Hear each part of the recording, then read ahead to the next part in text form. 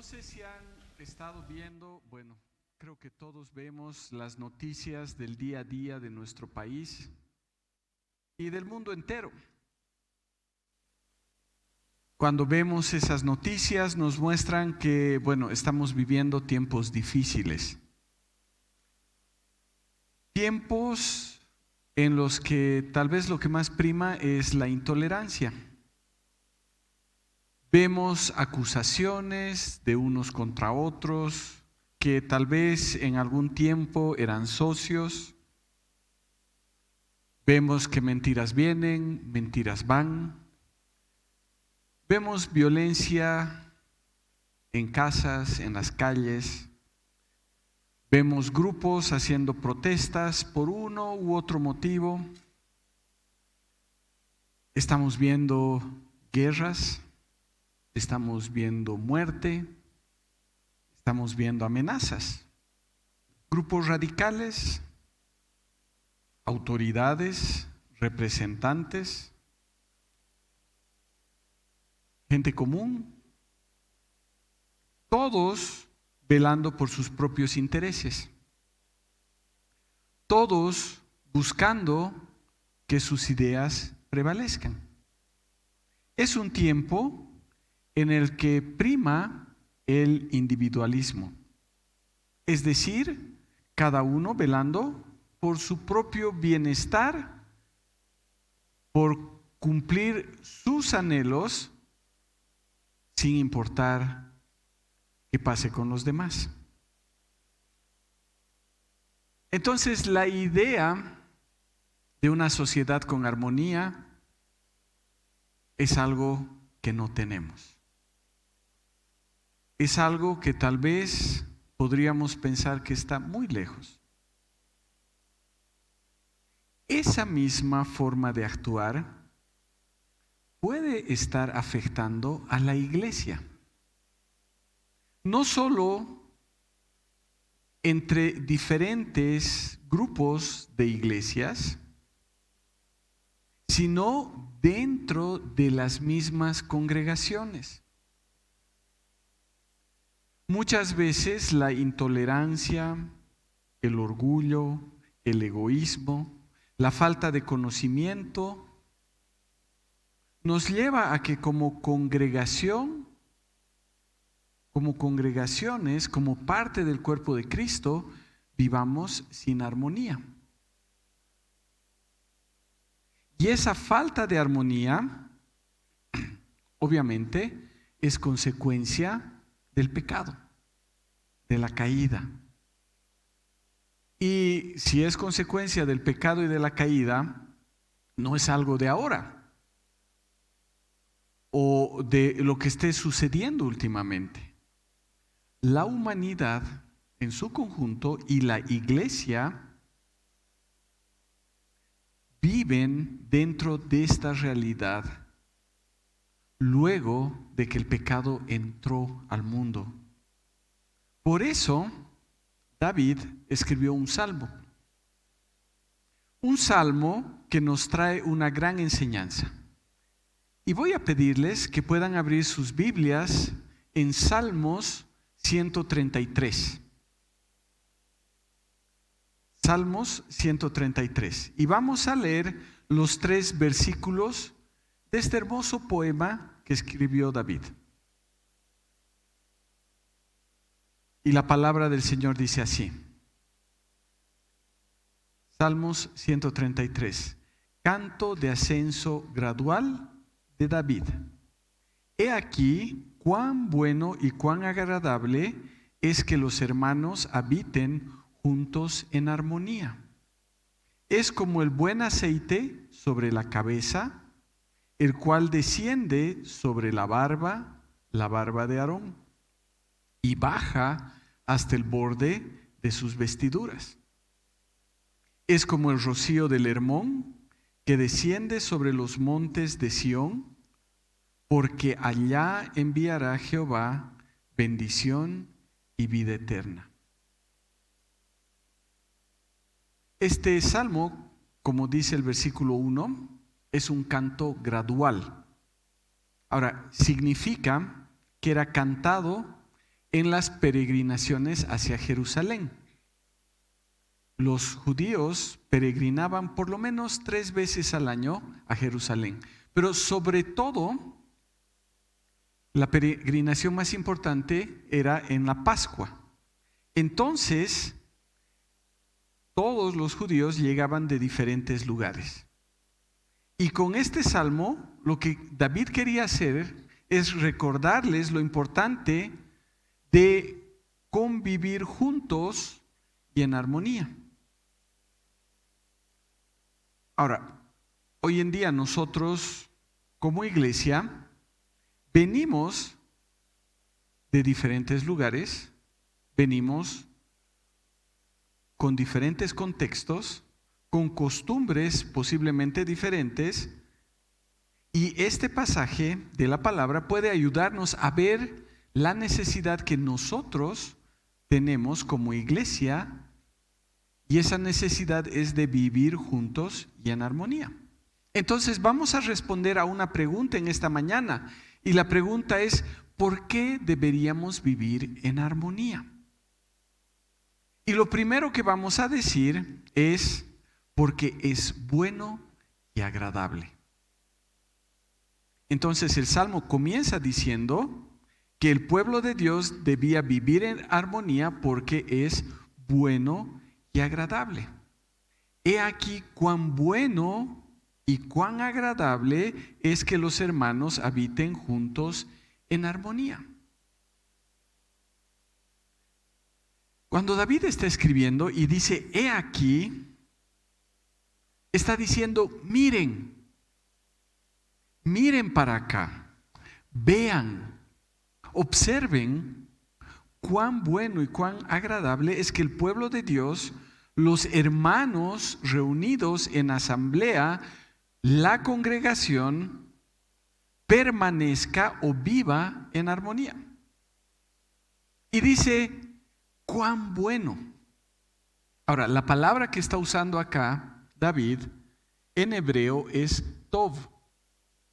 Es la misma palabra que se usa en Génesis cuando se relata la creación. Y dice que Dios vio que era bueno. Es decir, bueno en todo el sentido de la palabra. Esta palabra es usada en todo el Antiguo Testamento para mostrar algo realmente bueno. Cuando se habla bien de alguien, cuando hay algo que trae alegría, cuando algo trae deleite. David estaba usándola para mostrar lo bueno que era tener armonía entre los hermanos.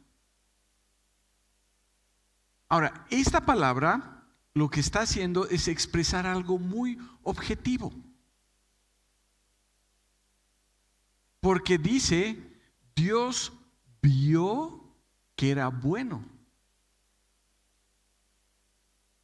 Era bueno lo que había creado. Él vio objetivamente. David podía ver de forma objetiva cuán bueno era que los hermanos vivan en armonía. Pero luego dice, cuán agradable. Ahora, la palabra en hebreo es naim, que da a entender algo un poco más subjetivo. Es decir, algo que se siente, algo que se experimenta.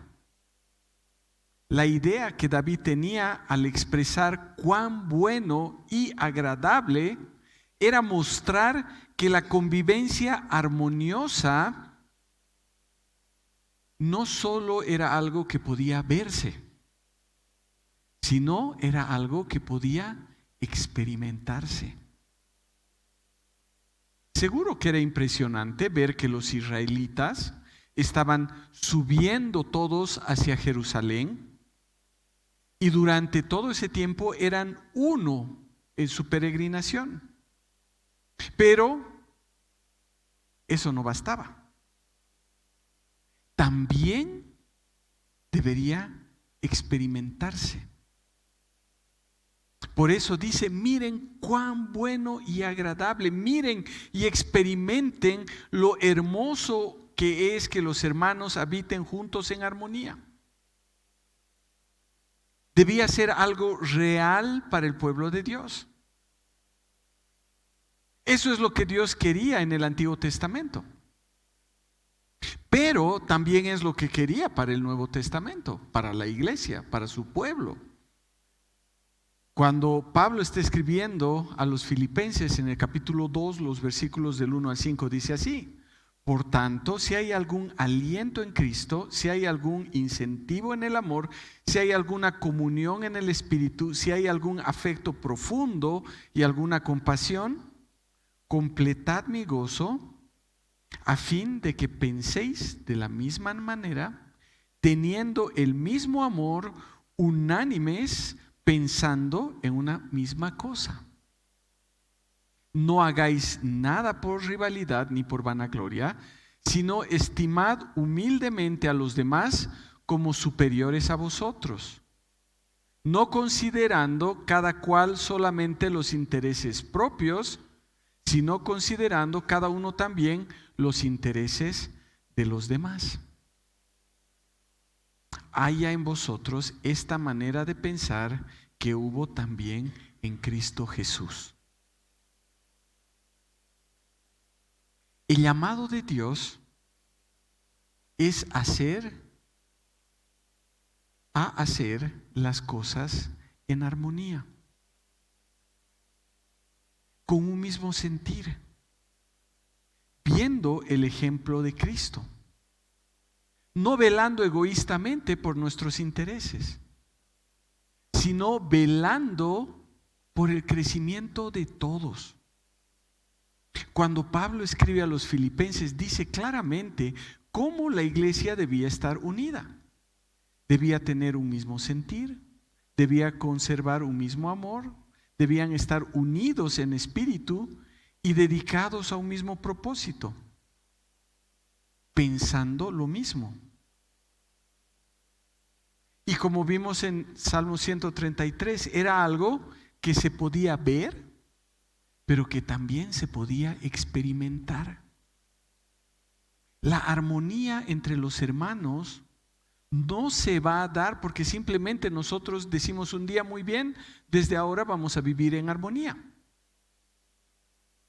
¿Por qué? Porque hemos dicho que nuestra vida ha sido afectada por el pecado, por la caída. Entonces, Dios tiene que obrar en Cristo para la unidad de su iglesia. A través de Cristo, Dios tiene que obrar en nosotros. Ahora, ¿cómo lo hace? Con su Espíritu Santo. Él nos ha dado su Espíritu para que nosotros podamos saber qué hacer, cómo hacer, cuándo hacer. Y Él nos ha dado su palabra para que nosotros sepamos exactamente y el Espíritu Santo ilumine esa palabra y entonces nosotros vivamos conforme a lo que Él quiere. Si estamos en la palabra de Dios y nuestra vida está rendida al señorío de Cristo, el Espíritu Santo va a controlar nuestras vidas. Vamos a vivir llenos del Espíritu. Entonces los miembros de una congregación van a poder pensar de la misma manera, van a tener el mismo amor, estarán unánimes pensando en una misma cosa. Esa armonía en la iglesia no es simplemente una cuestión de mostrar, sino es una cuestión de vivir, una cuestión de experimentar. No queremos ser una iglesia armoniosa para que las personas lo vean, o porque Dios nos ha dicho que tenemos que vivir en armonía y no nos queda otra. vivimos en armonía porque realmente nos estamos deleitando en eso. Porque entendemos que Dios nos capacita a través de su palabra y con su espíritu para poder vivir en armonía. A ver, hablando prácticamente, ¿cuántos de nosotros tenemos algo en contra de alguien de la iglesia? Y tal vez me vas a decir, no, es que yo recién he llegado, así que no tengo con quién enojarme. O no, es que la verdad es que no me relaciono mucho, entonces no he tenido la oportunidad de pelearme con alguien.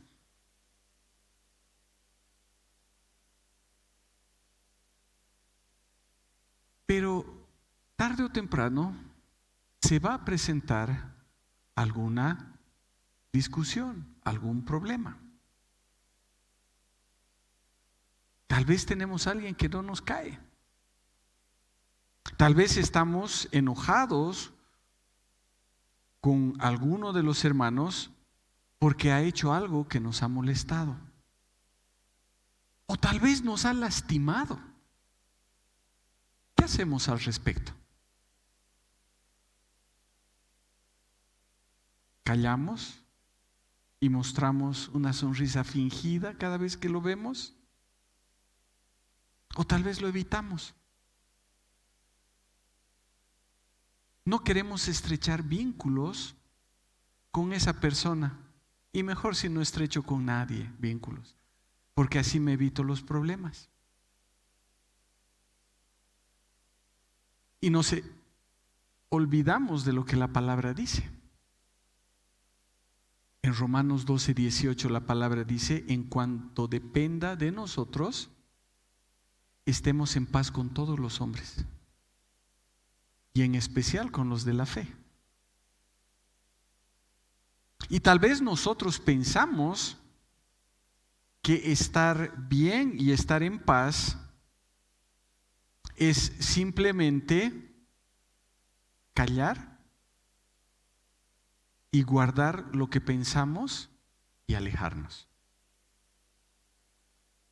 Pero saben, la palabra del Señor pone la responsabilidad siempre en nosotros. En Mateo 18 dice que si un hermano peca contra mí, yo debo ir a hablar con ese hermano. ¿Para qué? ¿Para restitución? No, para ganar a mi hermano. Se supone que soy maduro, entonces yo tengo que ir y decirle: ¿sabes qué? Esto que tú has hecho me ha dolido y quiero arreglar las cosas. Y dice que si no te escucha, entonces tienes que tomar a 2 o 3 testigos, es decir, 2 o 3 personas que han vivido lo mismo con esa persona. Y si escucha, han ganado a su hermano. Si no, dice, entonces dilo a la congregación. ¿Pero para qué? Siempre con el afán de ganar a tu hermano. Es decir, mi responsabilidad es tratar de solucionar los problemas. Ahora, ¿qué pasa cuando yo me he enterado que alguien se ha visto lastimado por mí? Es un inmaduro, pues, que venga y que me diga. Yo no tengo problemas con él. Él es el que se ha hecho problemas en su cabeza. No. En Mateo 5, 24 y 25 dice que si tú estás presentando tu ofrenda al altar, es decir, si tú vienes a la iglesia, en ese tiempo estaba yendo al templo, y allí te acuerdas que tu hermano tiene algo contra ti, dice: deja tu ofrenda allí delante del altar, ve, reconcíliate primero con tu hermano y entonces después ve y presenta tu ofrenda. Es decir, de nuevo, la responsabilidad está en ti. Si tú sabes que alguien te ha hecho daño, ve y habla con esa persona. Si tú te enteras que alguien se ha sentido dañado por ti, ve y haz algo al respecto. ¿Para qué? ¿Para qué? Para que se restaure la armonía. Y esas cosas, hermanos, se sienten en el ambiente. Tal vez objetivamente nos podemos ver como una iglesia sana, una iglesia unida, pero tal vez no lo estamos viviendo. No lo estamos sintiendo. No mostramos de forma real lo que dice en Juan 13:35. Que en esto conocerán todos que sois mis discípulos, si tienen amor los unos por los otros. Tal vez podemos mostrar una fachada, algo que se mire, pero no es lo que se vive. Podemos engañar a las personas, pero no es lo que Dios ve. El llamado de este salmo es a vivir en armonía. He aquí cuán bueno y agradable es que los hermanos vivan juntos en armonía. Vivimos en armonía porque es bueno y agradable. Pero ¿cuán bueno y agradable es? Vamos al segundo punto en esta mañana. ¿Cuán bueno y agradable es? David pone dos ejemplos, o podríamos decir hace dos comparaciones para mostrar cuán bueno y agradable es. Y entonces dice, es como el buen aceite sobre la cabeza, el cual desciende sobre la barba de Aarón, y baja hasta el borde de sus vestiduras. Es como el rocío del Hermón que desciende sobre los montes de Sión. David dice, es como. Ahora, tal vez para nosotros estas comparaciones no tienen mucho sentido porque son figuras desconocidas. Por eso tenemos que entenderlas un poco más. ¿Cómo es eso de que la barba de Aarón que chorrea aceite hasta las vestiduras? No, este Aarón no se bañaba y estaba todo grasoso. ¿Qué es lo que está pasando? Entonces, la primera comparación que hace David es que esa armonía es como ese aceite de la unción que se usaba en el Antiguo Testamento.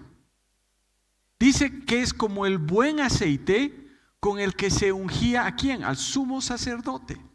¿Qué era el sumo sacerdote?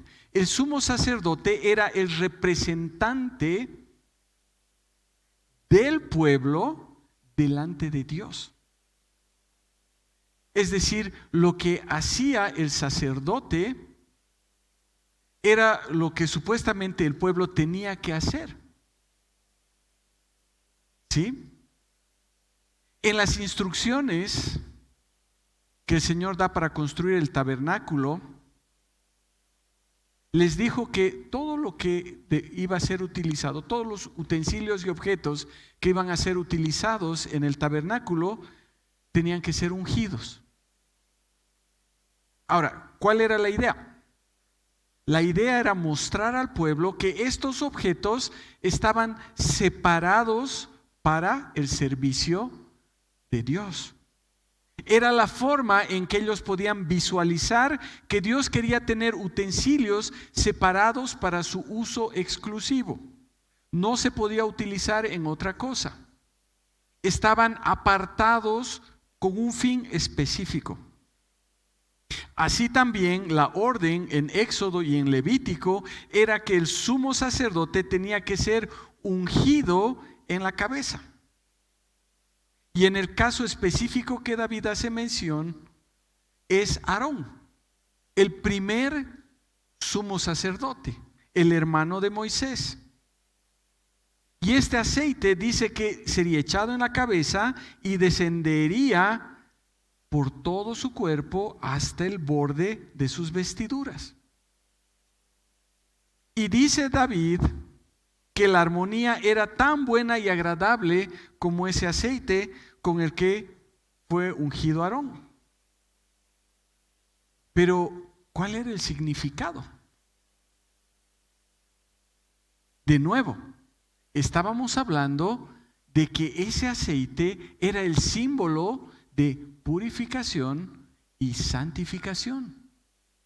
Su uso en Aarón y en toda su familia fue para establecer la consagración de los sacerdotes al servicio de Dios.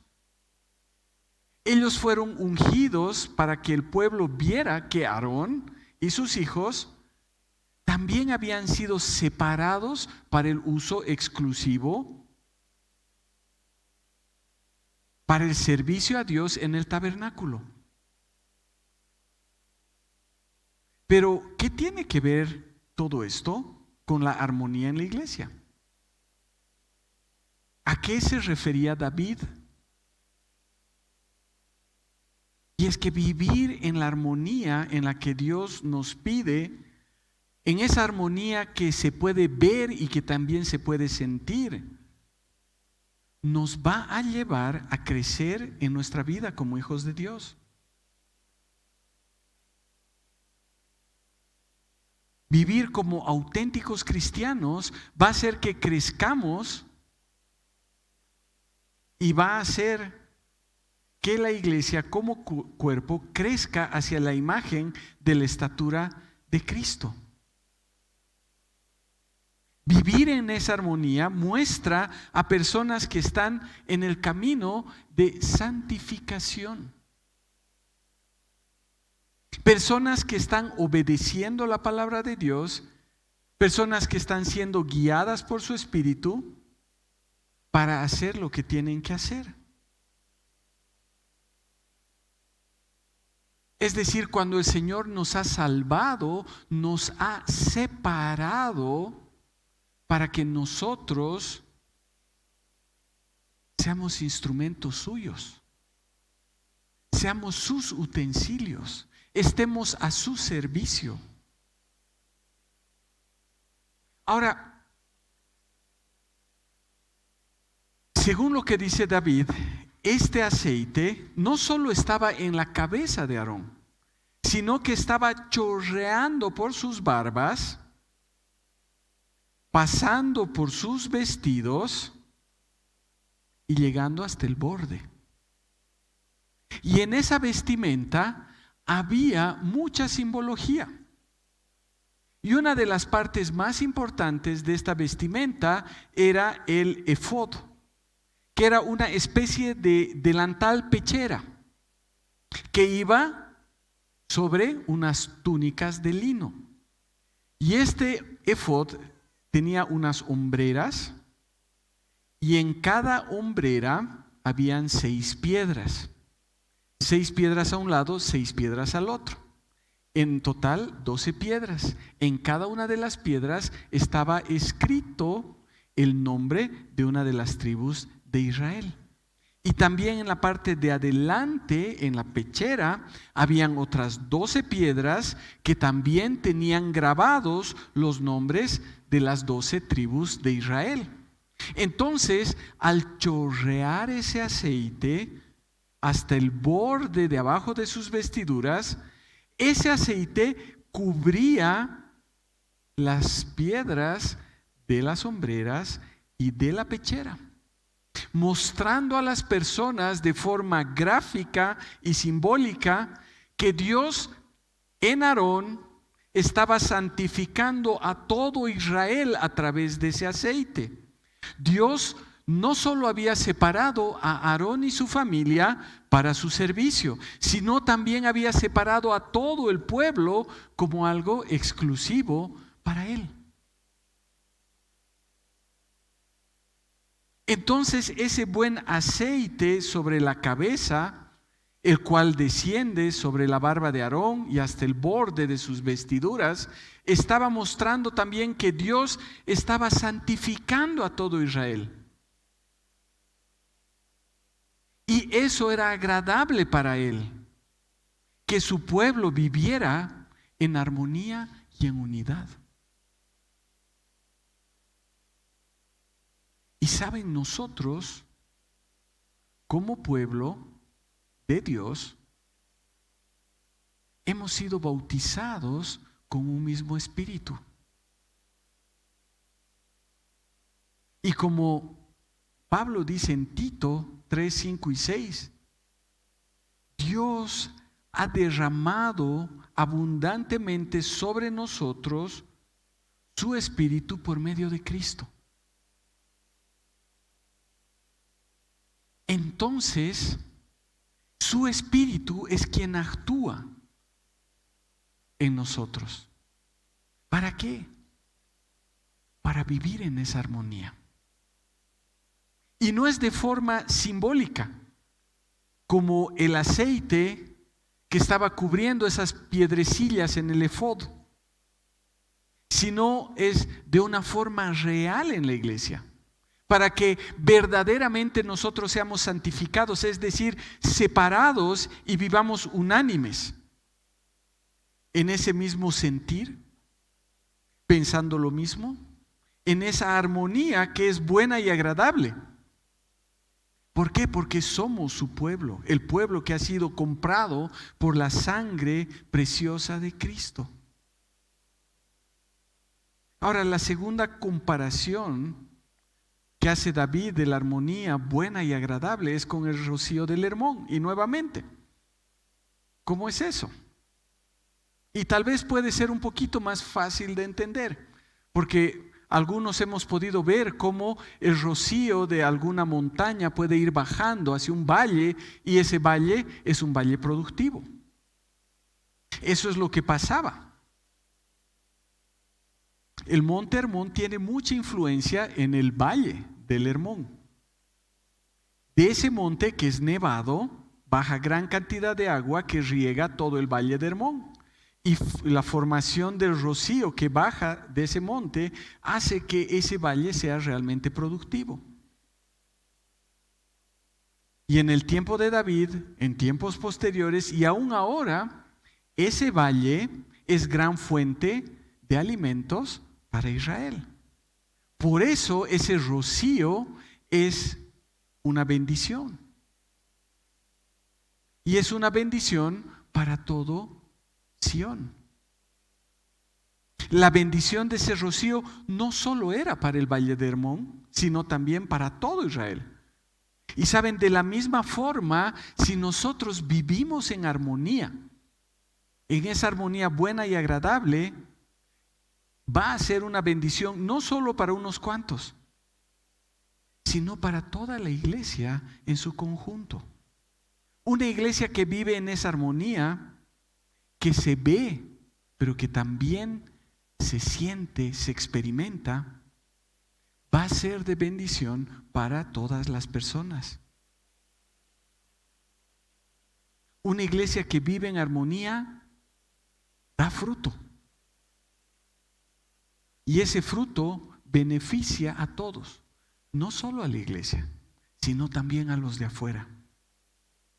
Entonces, una iglesia que vive en armonía puede ver, punto 3, el resultado de esa forma de vivir. ¿Cuál es el resultado de vivir en armonía? Vamos a volver a leer este salmo quitando los dos ejemplos. Y dice así: he aquí cuán bueno y cuán agradable es que los hermanos habiten juntos en armonía. Porque allá enviará Jehová bendición y vida eterna.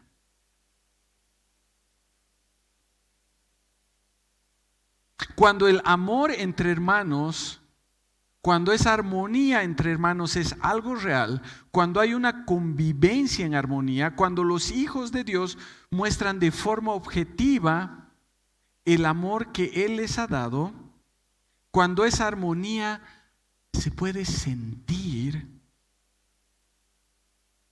Dios manda su bendición. David dice, donde hay esa convivencia armónica que se puede ver y se puede experimentar, Dios envía su bendición. Y eso es lo que pasó en la iglesia en sus inicios. Cuando nosotros vemos Hechos 2, 42 al 47, vemos plasmado por completo ese pensamiento. Dice que perseveraban en la doctrina de los apóstoles, en la comunión, en el partimiento de pan y en las oraciones. Entonces caía temor sobre toda persona, pues se hacían muchos milagros y señales por medio de los apóstoles. Y todos los que creían se reunían y tenían las cosas en común.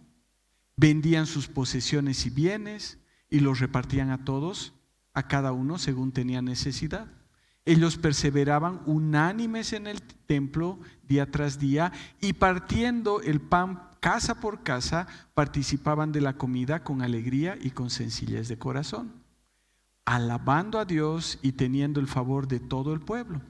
Y el Señor añadía diariamente a su número los que habían de ser salvos. En Hechos, la iglesia vive de acuerdo con el plan de Dios.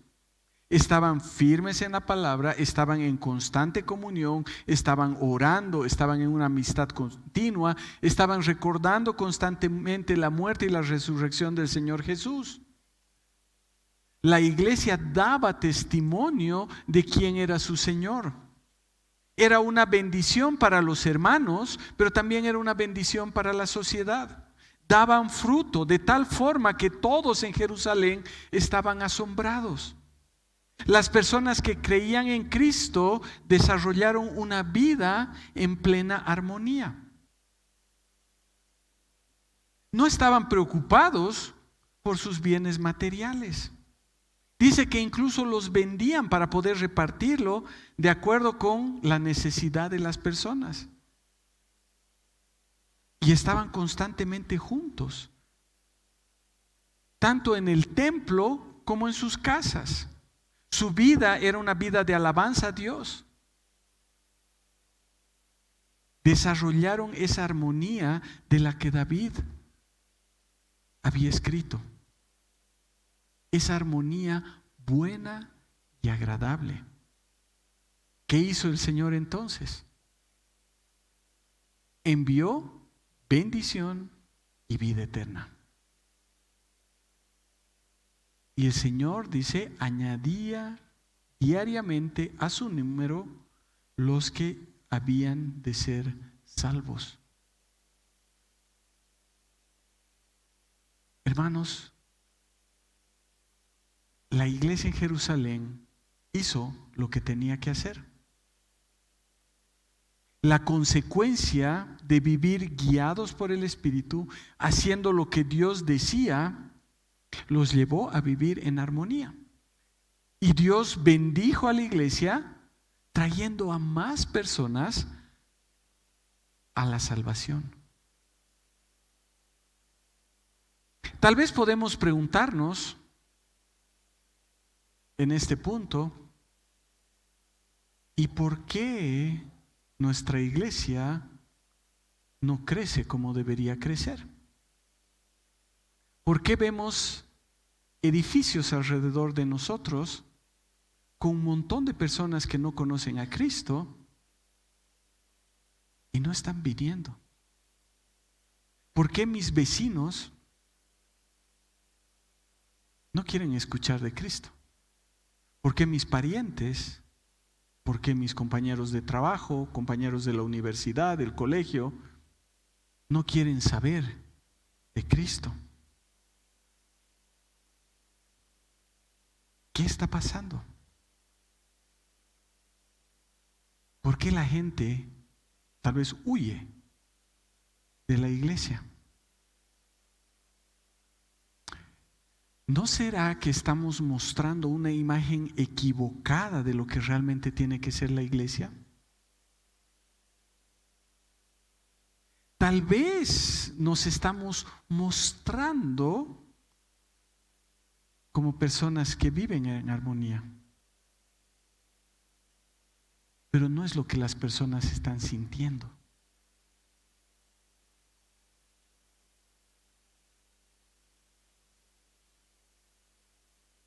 Si no hay una vida en armonía, no va a haber bendición. Y claramente David no habla de bendición material, sino habla de esa bendición de la que estaba gozando la iglesia en Hechos, que alcanzaba a las personas con el mensaje del Evangelio, que estaba viviendo el Evangelio.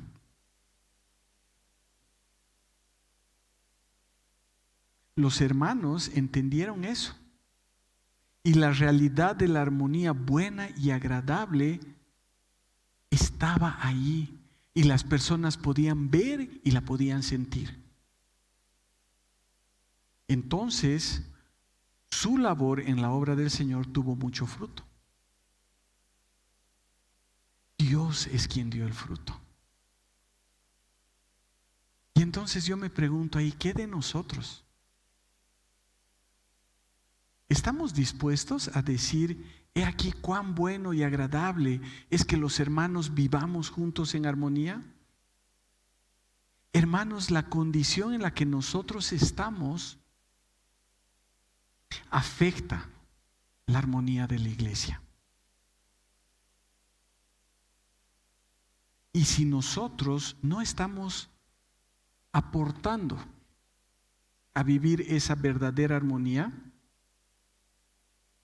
no estamos dispuestos a vivir esa armonía, entonces estamos afectando el avance del Evangelio. Y si no hay armonía en la iglesia, la consecuencia es triste.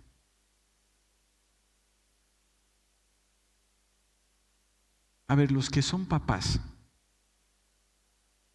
¿cómo se sienten cuando ven que sus hijos no se llevan bien?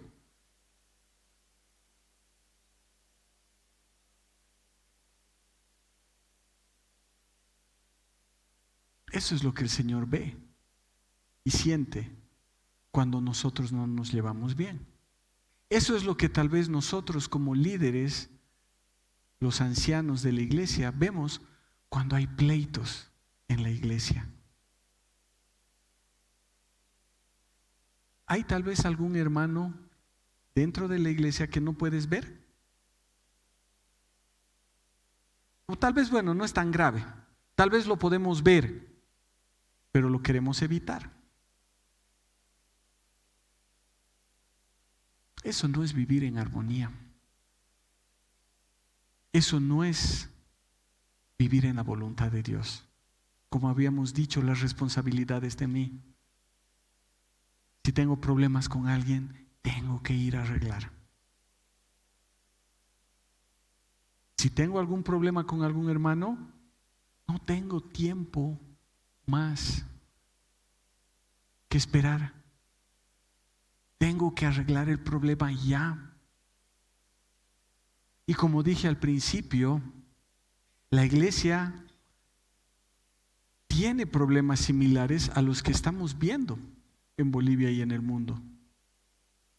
Y claro, criticamos a las personas por sus posiciones radicales que nos pueden llevar a un desastre, pero a pequeña escala nosotros podemos estar viviendo lo mismo en la iglesia. Y lo peor de todo es que ni siquiera sentimos vergüenza.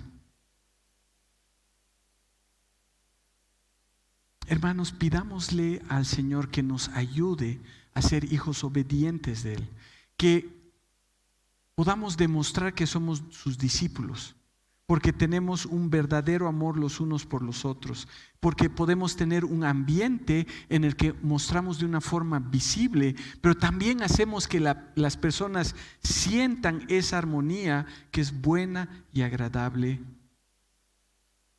esa armonía a la que Dios envía bendición y vida eterna. Vamos a orar. Padre amado, te damos gracias por tu palabra. Gracias, Señor, porque podemos aprender de ella. Gracias, Señor, porque tú nos las has dado para que podamos ver realmente lo que tú quieres, Señor. Y Padre amado, te queremos primero pedir perdón porque tal vez no hemos estado viviendo esa vida en armonía, que es buena y agradable delante de ti. Y te pedimos que nos ayudes en este año que estamos comenzando como iglesia a poder desarrollar esto, Señor, que tú obres en nuestros corazones para transformarlos y para poder tener ese deseo de vivir de esta forma. Te damos gracias, Señor. Gracias, Padre, en el nombre de tu Hijo amado. Amén.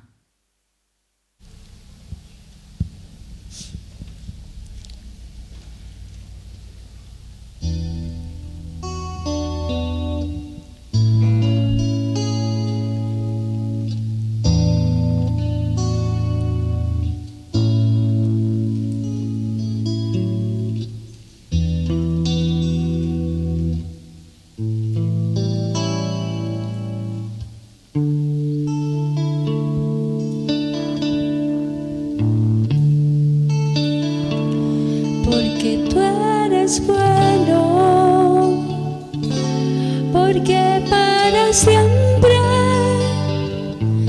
tu misericordia es. Cada mañana al despertar sé que en ti puedo confiar. Me sostienes por tu gran fidelidad. Porque tú eres bueno,